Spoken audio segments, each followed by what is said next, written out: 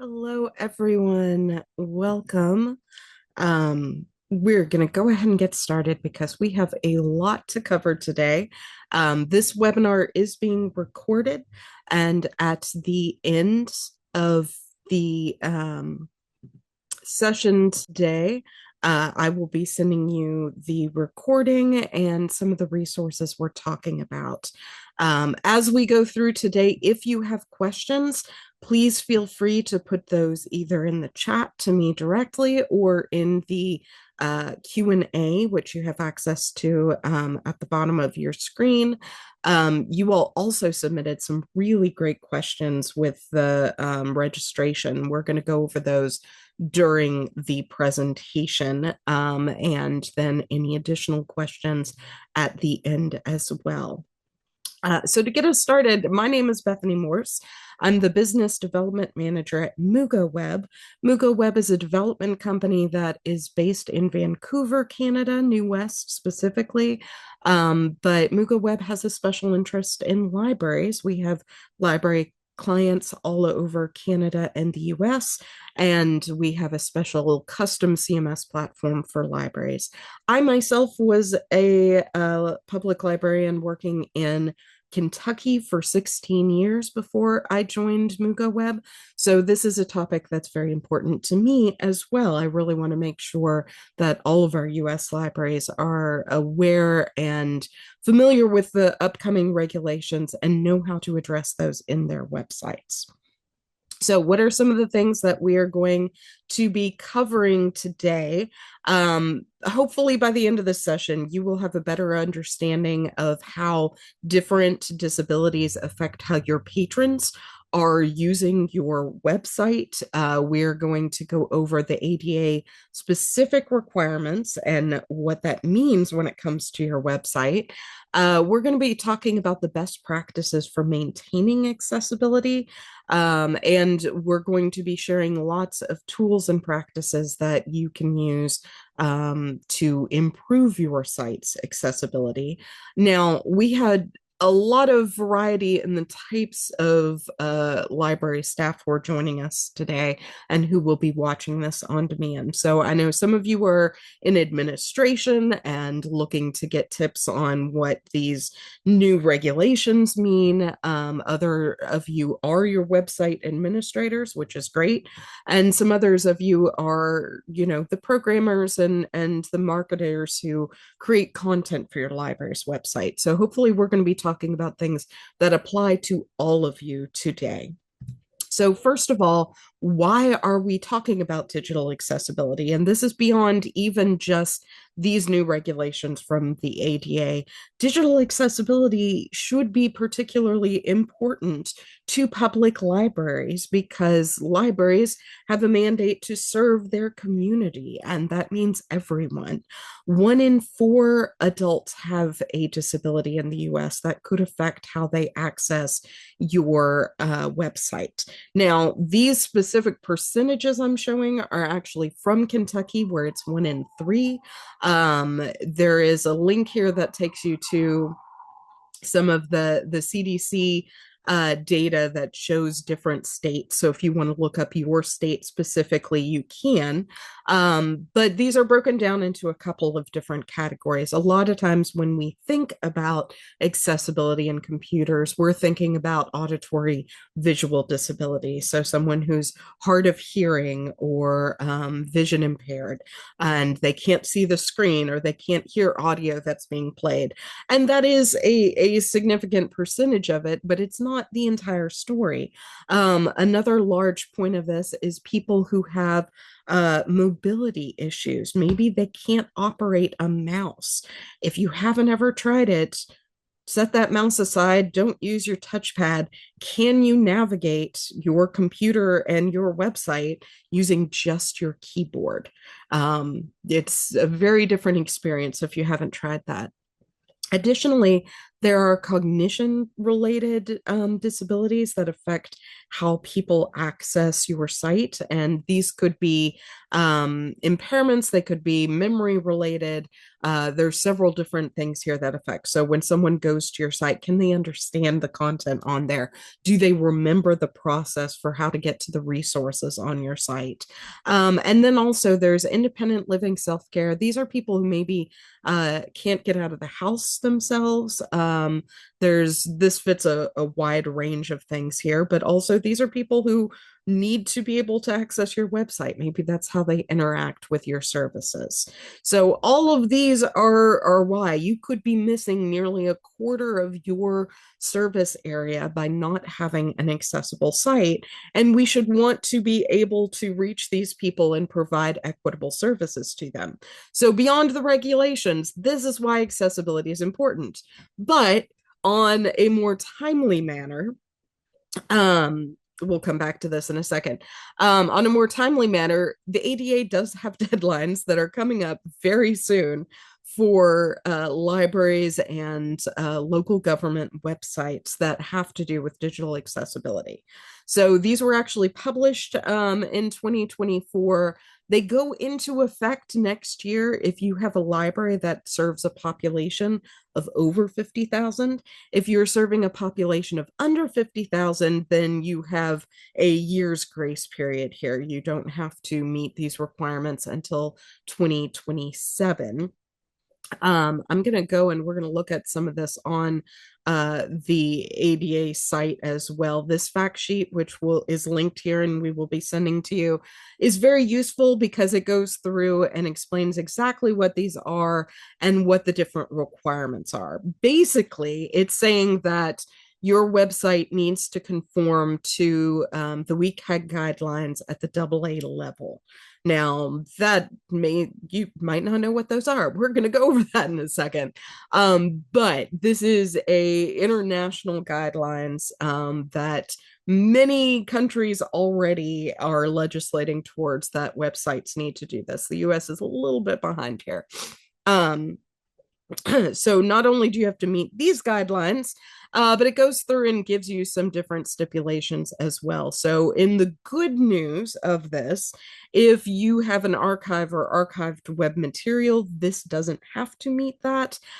Also, most of this has to do with the content that you are putting on your website after April of 2026. So a lot of the things we're going over today, showing you how to make accessible content, you're going to want to start practicing that now so that you can apply it and have it ready to go.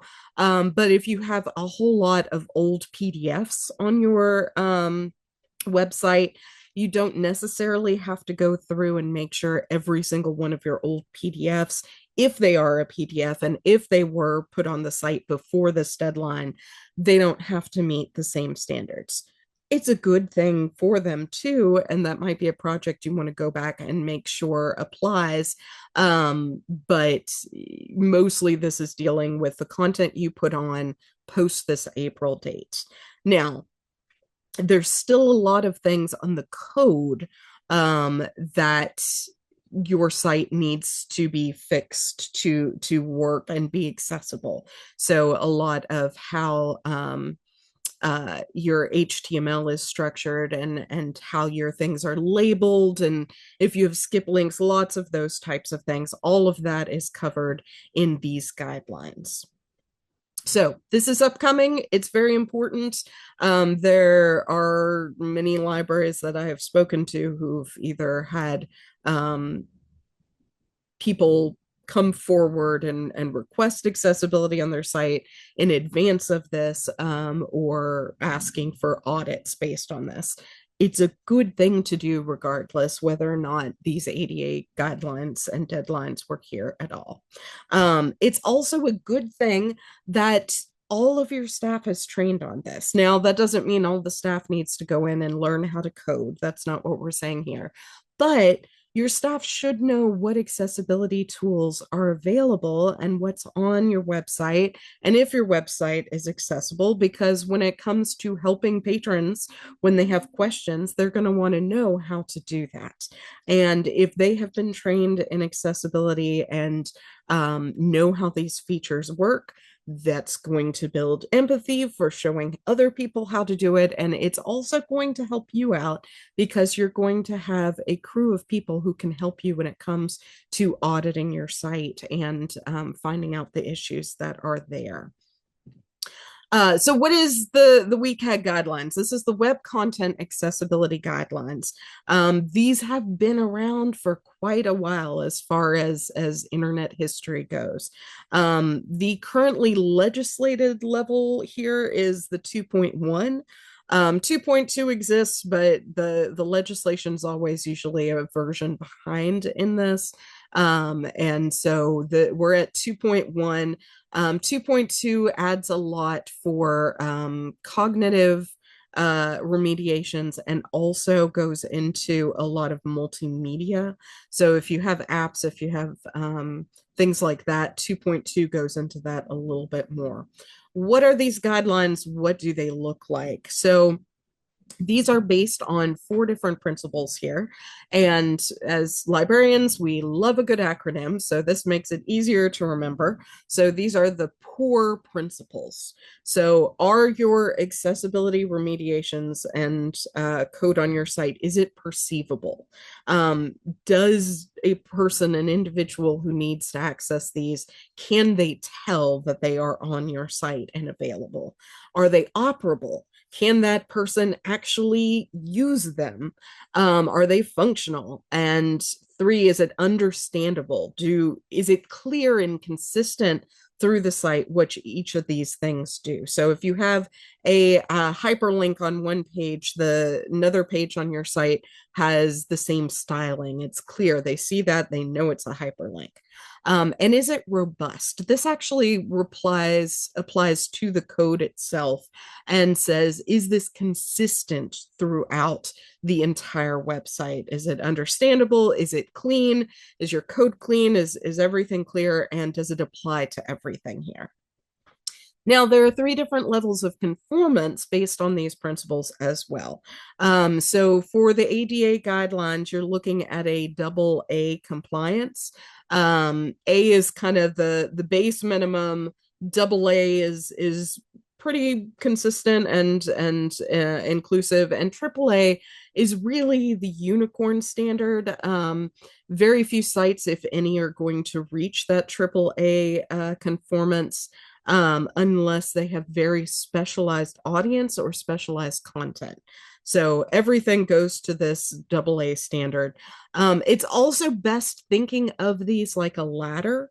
So you can't reach AA unless you have first gone through and completed all of the requirements for A at that conformance level. And I want to look at these as well. This is also a link that's going to come to you. This is the organization that manages and administers these. These are the 2.1 guidelines, and this can be overwhelming. But what I want to show you is that they are broken up by these principles, and each one is kind of categorized using this outline that you can kind of go through, and it says what level this meets. So again, this is where that ladder idea comes into it. It's like, if you want to get AA, you have to make sure that you meet this guideline here, which is at the level A. And as you go through, you see the different levels there. So it might be you get down here and go, this is AAA. This is not something that we are focused on or can do. This one in particular has that. If you have a video or audio content, it should have synchronized sign language showing on it. And wouldn't that be lovely if we all had that? But that's not achievable for everyone as well. So again, this is kind of specialized content here. Okay, so We're going to talk about what it means to go through and audit your site for accessibility. And then we're going to go through guidelines for how to make that accessible content and just best practices you can get into now.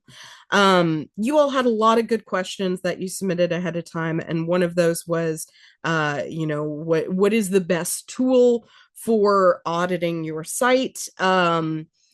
And the best tool is going to be a human person auditing it. When you're doing this, you really want to use a mix of the automated options that are out there and manually auditing as well, which takes a lot of time. It takes a little bit of expertise, but it's really the only way to do it well. This is also where you can help the process by using your staff, having them try out different kinds of screen readers or try out and navigate through your website on different browsers and start making notes of issues and things they're finding. There are a variety of tools you can use. So ultimately, this is your checklist. And this one, even though it's very overwhelming, this is everything. This is what is legislated to, and this is what you're liable for. So this is something you want to go in and use. There are lots of tools here that go in and describe each of these things. So even though this can be overwhelming, it's still a very good resource. The other one I'm going to recommend is from the Accessibility Project, which this is a good time to point out because I forgot to do it in our overview. This here, A11Y. That's kind of a developer code for accessibility. It looks like ally, which is fun, but that 11 just means that between the A and the Y of that word, there are 11 other letters, and it's just a shorthand. So when you see that, that means accessibility. So something to keep in mind. But this checklist on here is really nice because it's a little bit more understandable and it's a little bit more bite-sized. Going through this checklist will not guarantee that your site fully conforms to everything here, but it's a great starting point. And if you make sure that you have gone through each of these, it will also make sure that your site is far more accessible. It also gives you some good ideas on, what to start with, how to check this and go through it. So worth looking at by all means. There are also some tools that you can add to your browsers that do help. So like I said, you want to use a mix of those automated tools and the manual process.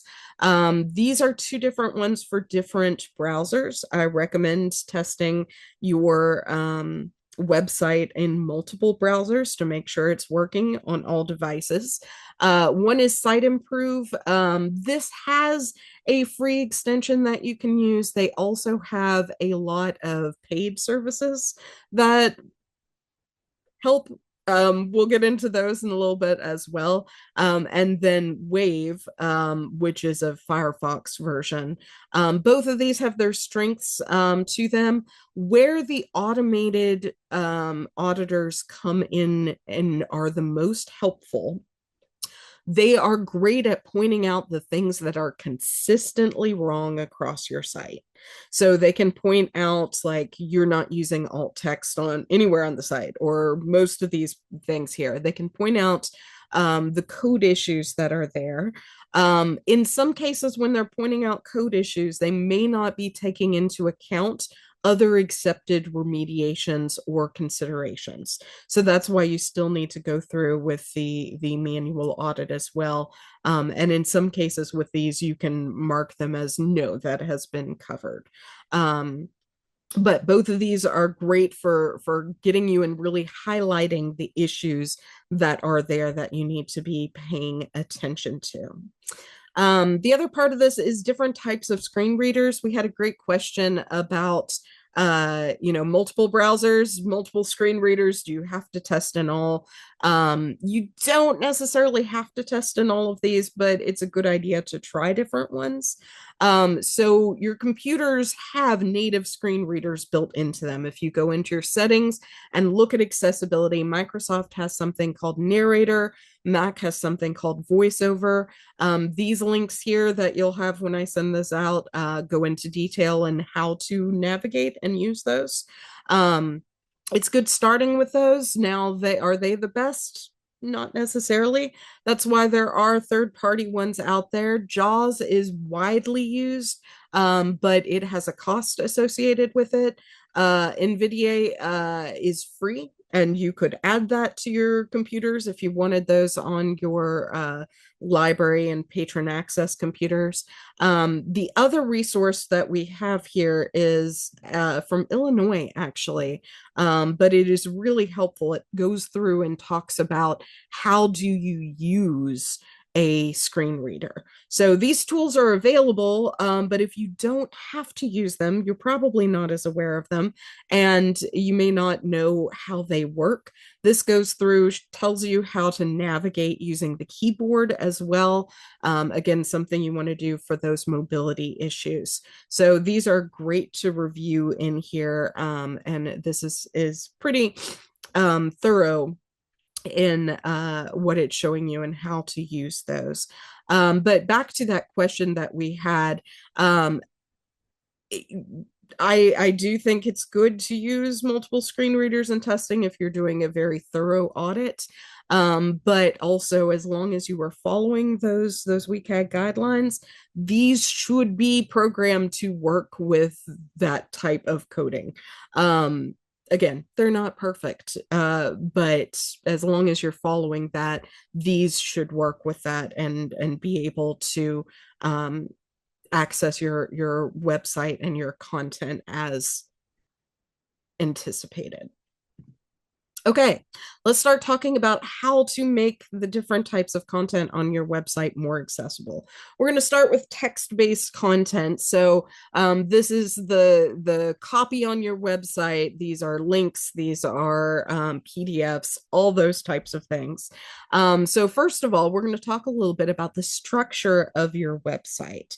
So when you are adding copy to your website, you want to be using the templates and layout that are available on there, and you want to be using them in a logical and consistent manner.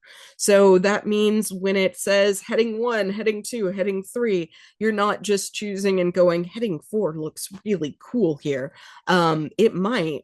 Those are different styles that you can use, but your screen readers are looking to those different headings to determine the read order and flow of the page, which is why it's really important to use them consistently. So that means you have heading 1 and then heading 2, and maybe you have a heading 3 under heading 2, and you could go back to heading 2. Just think of like how you write an outline and use the levels appropriately, but you would never go heading 1, heading 5, heading 4, heading 2. You need to make sure that they are consistent across the board. This is also something that you need to be doing when you are making your documents that you are planning on turning into PDFs. So as mentioned with the ADA guidelines, you're not necessarily responsible for the PDFs you currently have on your website, but starting in April, you are responsible for the PDFs that you put up on your website, and they need to be accessible PDFs. So best tips for how to do this is make sure, just like with your web page, you are using those built-in styles and settings and using them consistently. And in a lot of ways, all of the things you're adding to a document to make it more accessible are the same things you would be adding to your website. So if you do have access to your CMS and you can control your content on your website, in a lot of cases, maybe instead of putting this up as a PDF, put it up as copy on a web page instead. It makes it more accessible in the long run. But PDFs are still great, and we need to use them for a lot of different purposes. There are all kinds of checkers built into things you are already using. So, for instance, in Word, I didn't have any content here, but we've got an accessibility assistant. This is under tools. So, if you go to tools and go to check accessibility, you can leave this running while you are creating a document, and it's going to tell you about a lot of the issues and make sure that it is going to pass accessibility. The trick with this, though, is that when you save it, you need to make sure that you are saving it as an accessible PDF file. So Word has two options. You can save as a PDF for print, or PDF for web access and accessibility. And something I have learned recently is that if you have your AI features turned off on here, it won't let you save it for accessibility, which is deeply frustrating. But the tools are here and it's good to get in practice with that. Also, things like Canva even have accessibility checkers. It's not as robust. I just pulled up a standard, one of their free templates to show this. This is also under View, I believe. But you can go in here and it's going to show you what issues there are and how to fix them, which is very helpful. If you have Adobe Acrobat Pro, then it has the most robust accessibility checker. It is also the most complex and frustrating to use, but it's great. It will go through and take you through every issue and allow you to fix those and save them as needed to make it accessible. If you don't have any of those, my favorite is Pave. So this is created as a free tool from the University of Zurich. Um, and one of the reasons I recommend this tool in particular is one, it's free, and two, I have found that most of the schools for the blind that I have gone and looked at, many of them are recommending this tool as a good option. So that's kind of why I trust it. With this, you go in and you upload a PDF, and it's going to go through and tell you exactly what's wrong with it. It will fix some things for you automatically. And then it will allow you to go in and edit the specific properties that need to be fixed and go through and show you exactly what it is. And then once these are all fixed, you can even set the reading order if you weren't using those headings or it didn't read the headings appropriately. You can order those directly here. Once you've done all this, you can then download this as a fresh, accessible PDF. Limitations of this is the PDFs have to be under 5 MB. It is browser based. And so there may be some issues with privacy here, but also if you're putting this on your website anyway, these are probably not things that you need to keep private. So it should be fine. This is a great tool. I recommend using it. Another thing when it comes to the text content on your pages are how you deal with hyperlinks. Now, some of this is code-based, and you may or may not have access to actually changing it. For instance, how the code labels links. The design of links should be consistent across all the page. It should also indicate what its purpose is. So again, that has to do with labeling and hover states and a bunch of things within the code. But ideally, links should be clear that this is a link. It should know what it is when you access it. It should provide some kind of feedback for what's going to happen when you select it or when the cursor or keyboard goes over it. And then once you have hit enter or you have clicked on that, it should provide feedback to show that, yes, you have now reached this hyperlink. But even if you can't control the code of that, there are things you can do in how you are linking things that are going to be very important. So the thing you don't ever want to do is just have a link that says, click here. Now, if it's a button, or if it's an image or it's something else, those have entirely different rules behind them. But we're talking about links within a block of text. If it just says click here and that's it, and then other places on the page you might also have a click here, if someone's using their screen reader and tabbing through and accessing it, it's going to jump between those different links. And if all they hear is click here, click here, click here, they have no idea what the purpose of that link is. It provides no context for what happens when they actually click on it. You also want to avoid link to or in general verbs in your link. It's fine if it's a couple of words. It's fine if it's a proper name or something that you know, like catalog. Great. They know that if they tab through it and it just says catalog, if they hit enter, that's going to take them to your library catalog. But overall, you want to make sure that the link text actually covers the context for what that link is and what it's going to. I also want to show this real quick. So this is one of our Canadian library sites. This here that just popped up. I am not using my mouse to navigate the screen right now, which means I'm using my keyboard, and you can see those hover states for links that or buttons here that become highlighted when you go over them. Some of them change colors, but this in particular is a skip link because, again, those screen readers, that navigation on a page, it's always going to go to the links first, and you have a lot of links in your menu. So after you view one page, you might not want to hear every single link read out, all 30 from your menu. So a skip link is a very simple bit of code you can add to your site that allows people to jump to a specific portion on the page. And this does not appear unless you are using the keyboard. So notice right now it's disappeared. It only pops up if I'm using the keyboard there. Okay, graphics and images. These are fun. Alt text is very important. Alt text is a description that you put attached to an image so that someone who cannot see that image knows what the image is and why it's important to have it on your website. Not everything on your website needs an alt text. So decorative elements don't need a alt text. So for instance, on this page, these lovely little circles and things, those are purely decorative.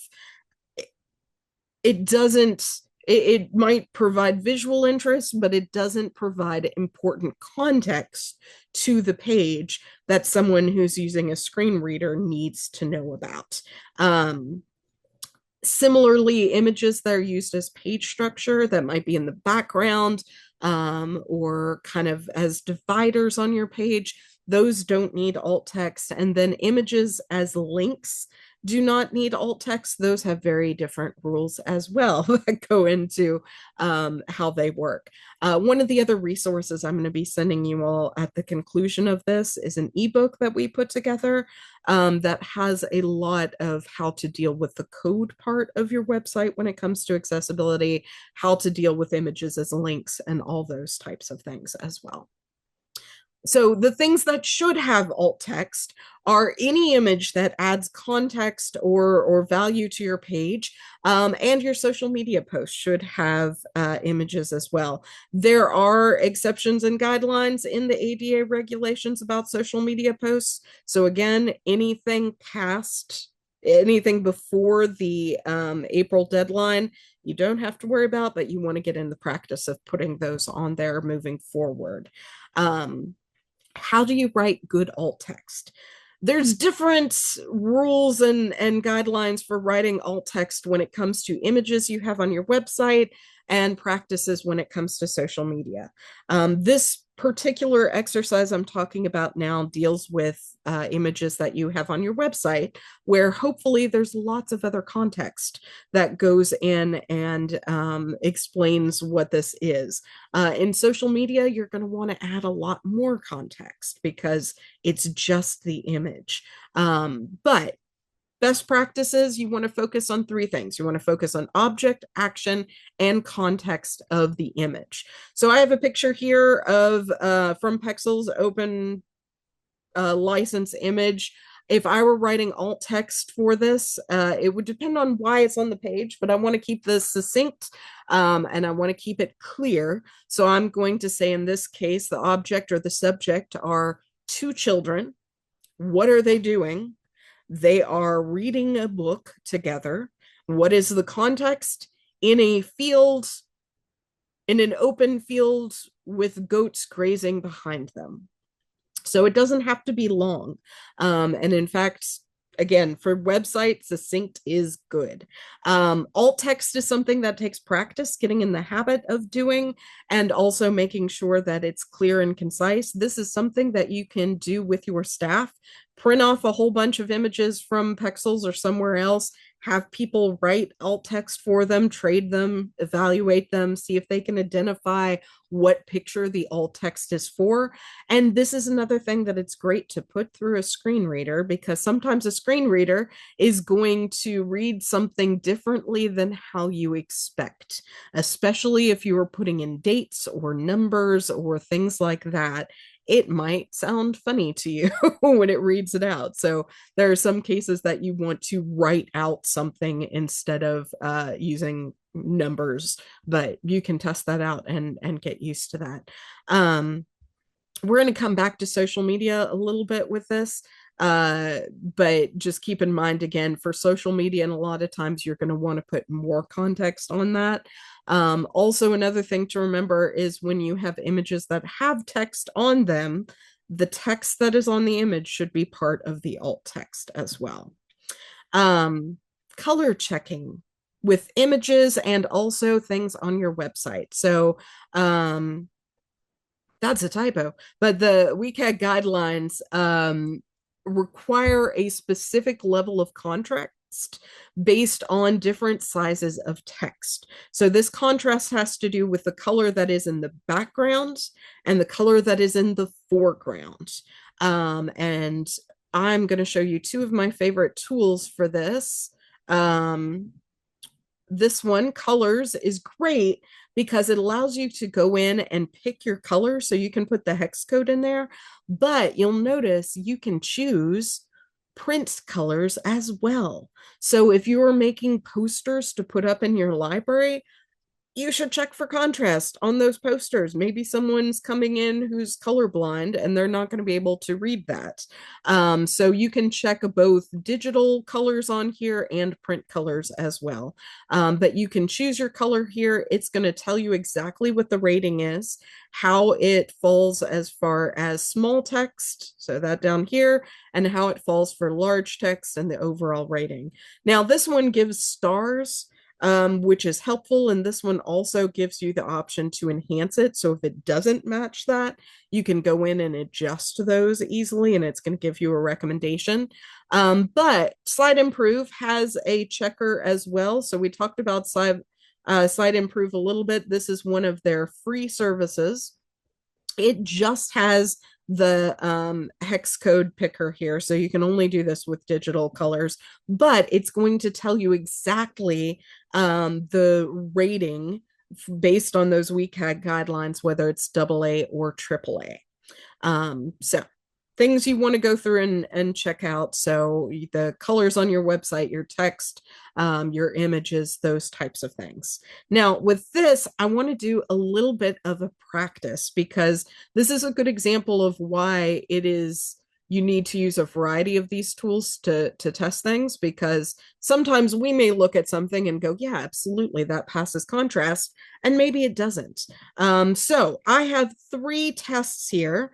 I'm going to give you all a little poll here that you can answer.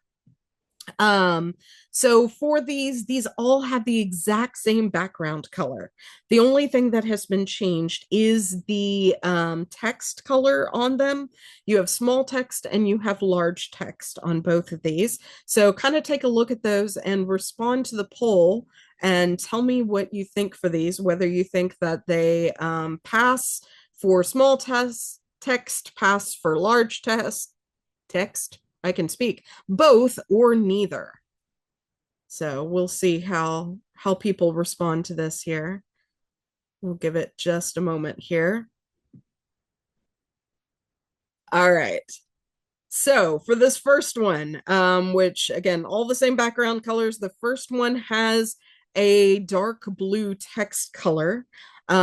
So we have some good guesses here. We have some people who said for neither, and some people who said for large text. It does pass for large text, but not for the small text.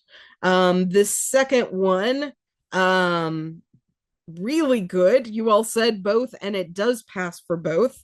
This is the one that has the spoiler best ratio here. The third one with the white text doesn't pass for either. So we got about half of you with that one. So you can see sometimes it's not as clear unless you were getting those specific ratios for this. Pardon me. All right. I said we were going to come back to social media. So there are a couple of things that can help you when you are adding alt text and things to images on social media. And there are a lot of accessibility tools that are built into different social media. So YouTube has auto captioning. There's also auto captioning on TikTok. One of the great questions we got ahead of time was about how liable the library is for those auto tools. And there are considerations in ADA that, third party things that you can't control, you're not necessarily liable for, but it's very easy to go in and check those. Check those really quick before you post them. It does most of the work for you. Go through and make sure there's not any typos. Make sure it's not saying a word that you didn't say, those types of things. Show that you're taking the care to do this. Facebook has auto descriptions for images. They're not the best, and it's sometimes hard to add them in, but they are there. Other social medias have alt text fields that you can go in and edit directly. And things like Mastodon and Blue Sky have a culture of accessibility that people will get on you if you are not adding alt text to your images. Instagram doesn't have the best alt text, but what you will see people doing now is in the caption below whatever they say for the caption, they will write out a very detailed image description there where it's easily viewed. And that's good practice. This is where with alt text you would want to be a lot more detailed.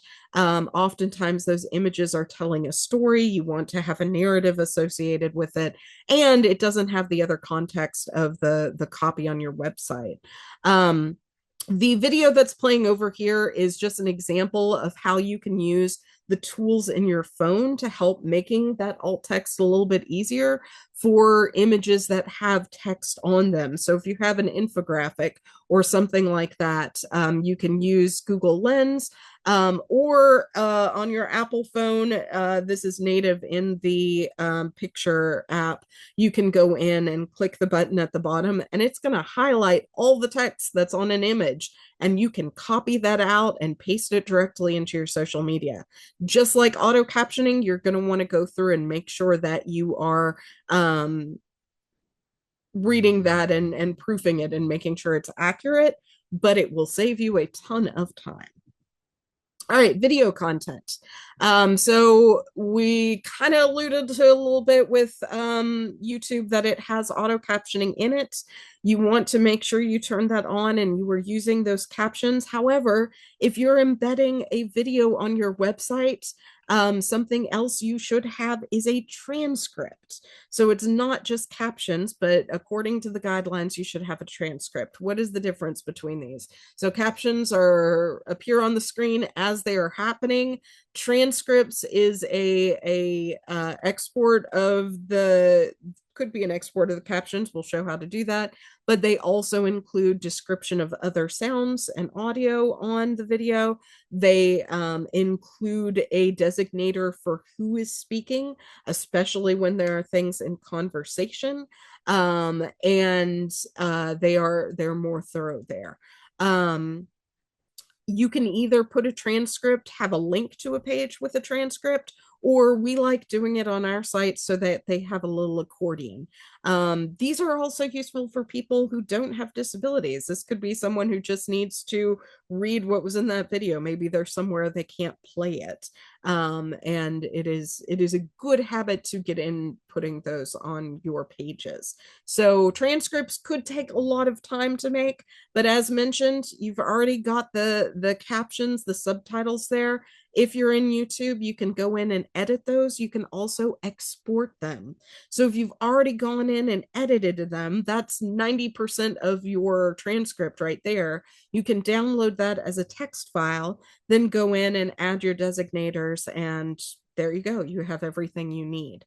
There are other tools. Again, if you have an Adobe license, Adobe Premiere has amazing transcription tools within it that you just have to name a person and it will choose and designate when and who is speaking. It's very handy.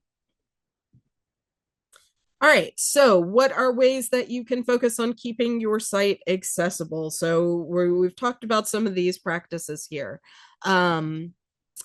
Things you want to avoid. This is a little bit tongue in cheek. You have time now to start getting in these good habits. This seems like a lot, but the more you do it, the easier it becomes until it's second nature. And even though these deadlines are coming up soon, you still have time to do this and get your staff on board with making sure your site is accessible. Really, what this page is to say is things to avoid are overlays. And a lot of the other questions that were asked is like, what are the best programs to add to make our site accessible? And I wish I had an answer for you that said, here is a tool, you can add this to your site and all your problems will be solved. But that's not the case. So what is an overlay? An overlay is a third-party service that you would add to your site, that you would pay for to add to your site, that would make your site accessible. But the fact of the matter is they don't really work and they cost a lot of money. This link is the overlay fact sheet. It goes through and explains what these are. And this is essentially, this lists a bunch of them. This is essentially an open letter from many people with disabilities and many accessibility experts, hundreds of them, who are explaining why it's a bad idea to use these. So not only do the people who need to use them find them not functional and don't provide the services they need, and in fact interact badly with the tools they are using, they're concerned about their personal data and how it's being recorded and taken from these. And honestly, they are so expensive. It is worthwhile hiring someone to help you with an audit of your website, but you will save money in the long run if you do the remediations and make sure your site is accessible from the ground up, and then get in the practice of making sure the content that you add maintains that accessibility. It's a practice. You just got to get in the habit of doing those. Things you can do. You can remove things from your website. Your website is a living entity. It is your online branch. Just like you would weed your collection in your physical library and remove things that are no longer accurate or out of date, you can do that for your website too. And that is going to help make it cleaner and easier to use. And this has to do more with those cognitive remediations that we've talked about. You want to make sure that you are using simple language, that the steps it takes to access things on your website are not complicated. It doesn't require more than 2 or 3 steps at most.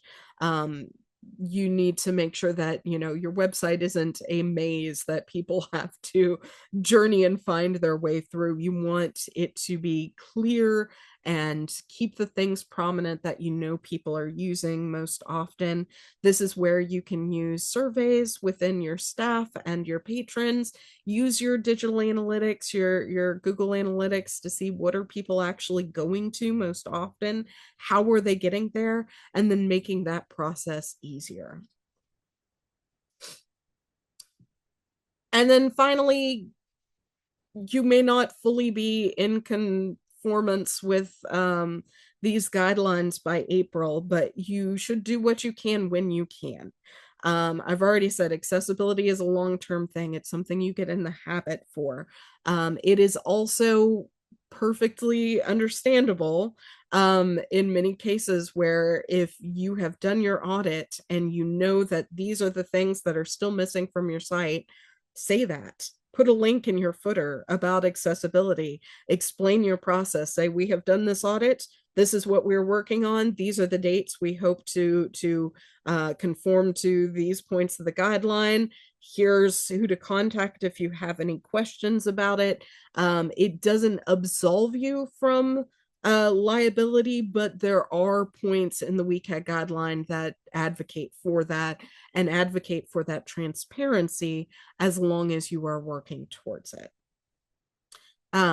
So we are nearly at the end of our time. I want to give space for any questions people have had. As I've already mentioned, you can put those in the Q&A or send those in chat.